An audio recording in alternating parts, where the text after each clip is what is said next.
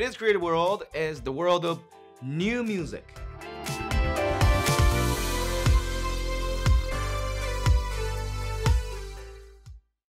Today's guest is a Japanese composer who's active on the world stage. He has released 3 operas so far, and in 2020, he premiered the opera A Dream of Armageddon at the New National Theatre, Tokyo. This opera was selected as the best opera performance of the year by numerous music magazines.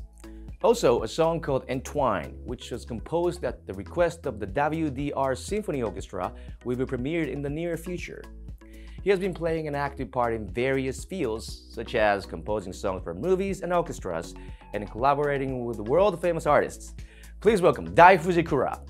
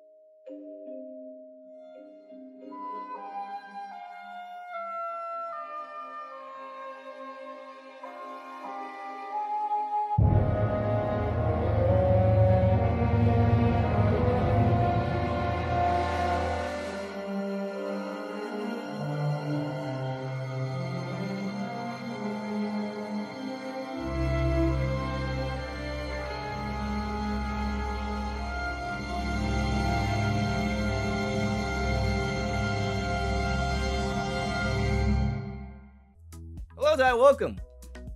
Thank you very much. Thank you for having me. Thanks for joining us today. So to begin with, could you describe about your work as well as how you got into the field in the first place? Well, I'm a composer, but I write music, so-called new music. I guess in a classical music, if it has to be categorized.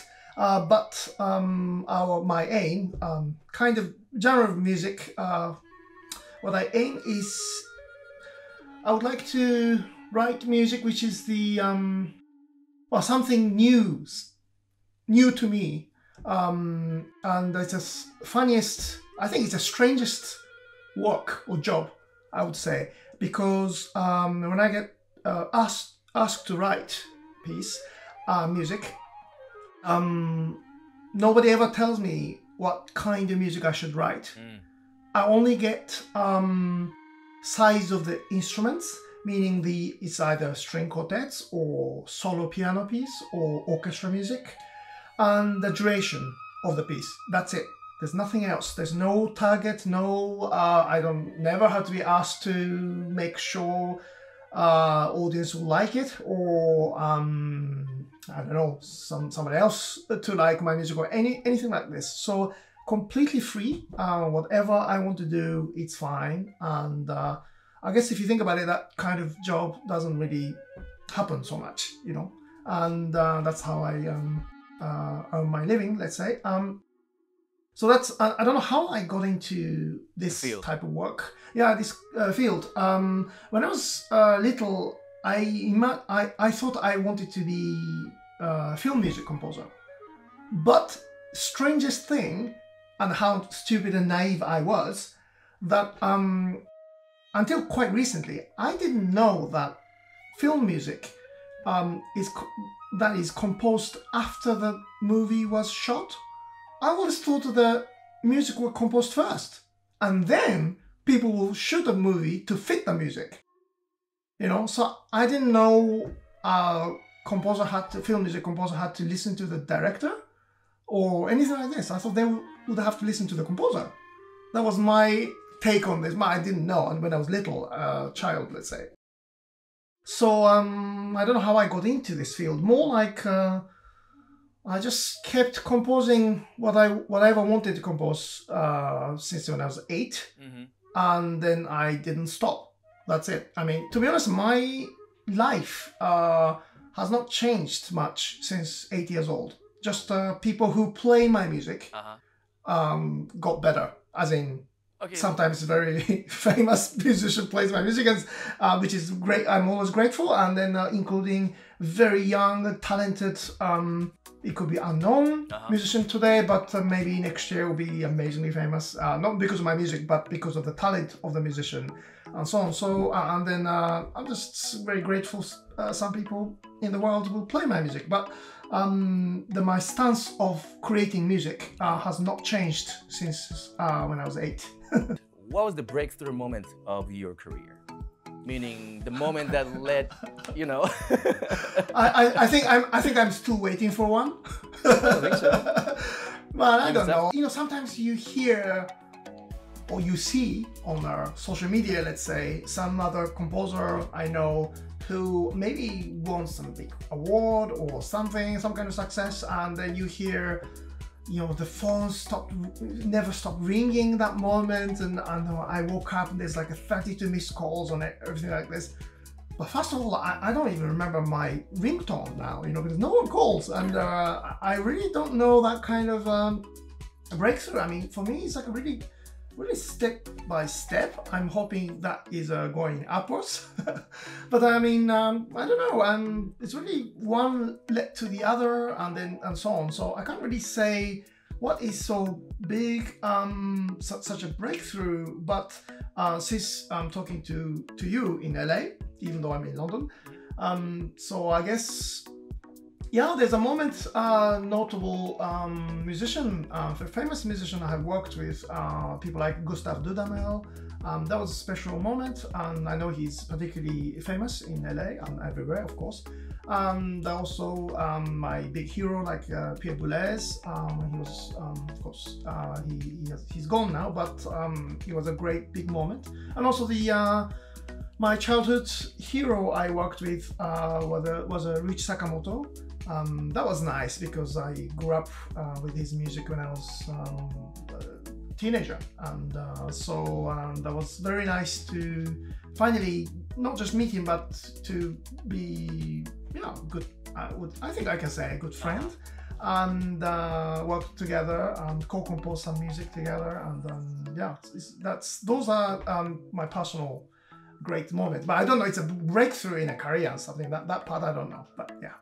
That's awesome, though. So you've been working. Your work is quite unique and creative, I would say. And then you've been working remotely since long before the pandemic. Although there's any like a significant change between before pandemic and after. Yeah, that's when the pandemic hit. I was in Geneva, 2 hours, 3 hours before the concert I was going to have in Geneva with an orchestra, in Swiss orchestra. And that moment, just around the corner, which is WHO headquarters, they announced pandemic. So that was a really, that's the moment I remember, yeah. Anyway, since the pandemic hit, there are a lot of my friends, especially from America, they all texted me to say that maybe your time has come, meaning that I have always worked remotely.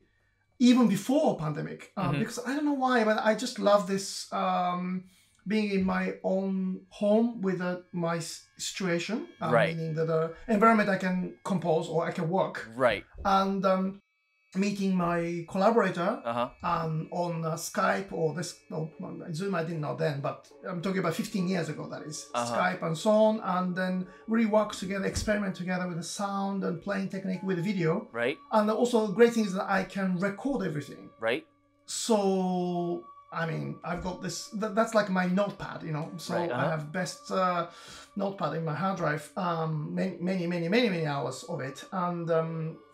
It's kind of strange that even though when I'm in the same town, so let's say I'm in Tokyo that week or something, and my collaborator is in Tokyo, let's say, then let's work together on this. And then for some strange reason that I request to do it remotely.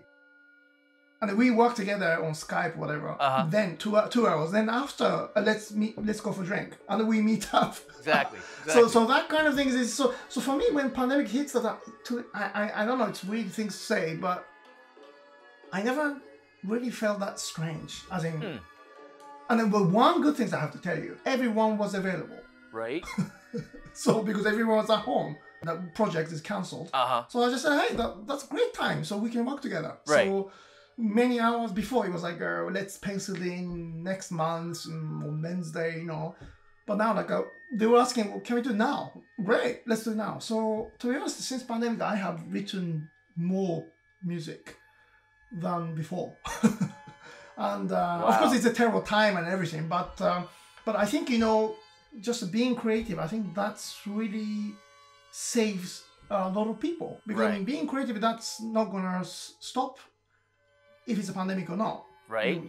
That's who you are, and you just do them like a small child, like my daughter. She's drawing and creating things, and then that's. I know it's sad you can't go out and play, but but even in a small place, in a locked situation, in a small apartment in London, but still your imagination could be everywhere. So I think that saves. It can save people, I think. Right. I really love the energy, positive energy and excitement you got. So I'm gonna have to ask, is there any current or future activities or projects that you can share with us? I just finished writing music for shakuhachi. Okay. Japanese traditional instrument. Uh-huh. Shakuhachi and orchestra. This is premiere will be April next year in France. Awesome. Out of all these places. And then that's one. And then I'm working on the music for Baroque instruments. Baroque instruments, which is very new to me. It's new to me, even though the instruments are very old. This is instruments since 300 years ago. So the kind of instruments that Beethoven and Mozart were using, which is totally new to me because I didn't grow up with that kind of instruments. So that's another many hours of researching time online and working with the instrumentalists. So like many instruments, it doesn't have a valve like a buttons. They don't have keys because they didn't know 300 years ago. Let's say that's right. And then so on. But that includes shakuhachi. I mean, that's I'm Japanese, but I didn't grow up with Japanese instruments. Listening to Japanese traditional instruments. I don't have any Japanese friends who grew up with Japanese traditional instruments. How often did you hear? I never heard the Japanese traditional instruments in Japan. That ever. is true. I just hope that the situation will change because I mean that's Japanese thing. They should teach people, and rather than me finding out in my 40s, that's. So anyway, so those are great discovery because I didn't know, and also this thousands of years of history of it. So those are interesting. So those are the main focus I've been working on since pandemic, let's say. I see. You recently worked with Taro Iwashiro for Kizuna Piano. Could you talk a little bit about it? This episode will be available on YouTube this coming Saturday. For details, please check out our Facebook page. Next, more exciting materials to show you all.